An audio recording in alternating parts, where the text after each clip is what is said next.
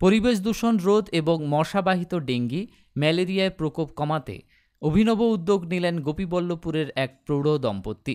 গোপীবল্লভপুরের আশুই গ্রামের দাস দম্পতি তাদের ২১তম বিবাহ বার্ষিকী উপলক্ষে রবিবার আদিবাসী অধ্যুষিত গ্রামে মশাবাহিত রোগের প্রকোপ কমাতে বিতরণ করলেন মশারি। সমাজসেবী সনাতন দাস ও তার স্ত্রী কবিতা দাসের বিবাহ বার্ষিকীর এই মহতী উদ্যোগে অংশ নিলেন এলাকার কবি সাহিত্যিক থেকে শুরু করে বহু সাধারণ মানুষ। এদিন আদিবাসী অধ্যুষিত ধোবাডাহি গ্রামে মোট ৮০টি পরিবারের হাতে মশারি তুলে দেওয়া হয়। মূলত মশাবাহিত ডেঙ্গি ও ম্যালেরিয়া রোগের প্রাদুর্ভাব কমাতে এরকম উদ্যোগ বলে জানা গিয়েছে। পাশাপাশি বিশ্ব উষ্ণায়ন রুখতে বিতরণ করা হয় চারাগাছ। কর্মসূচিতে উপস্থিত ছিলেন বিশিষ্ট কবি উৎপল তালদি, অনিমেষ সিং, সমাজসেবী অনুপ কর প্রমুখ। উল্লেখ্য, সনাতন দাস বছরভর বিভিন্ন সামাজিক কর্মকাণ্ডের মধ্যে থাকেন।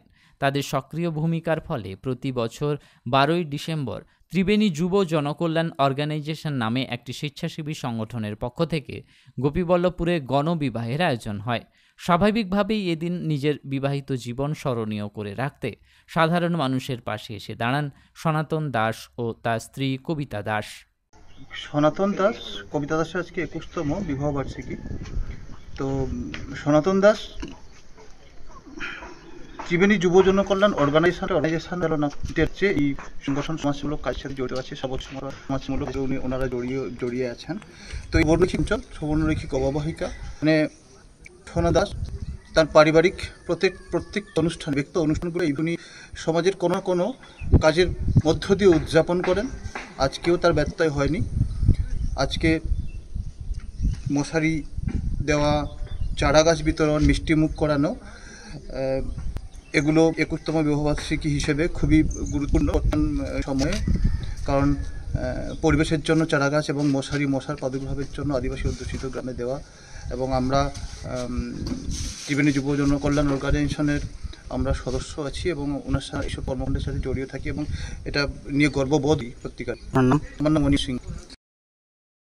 এই উদ্যোগটা আমরা এইটা ২১তম বিবাহবার্ষিকী আমাদের।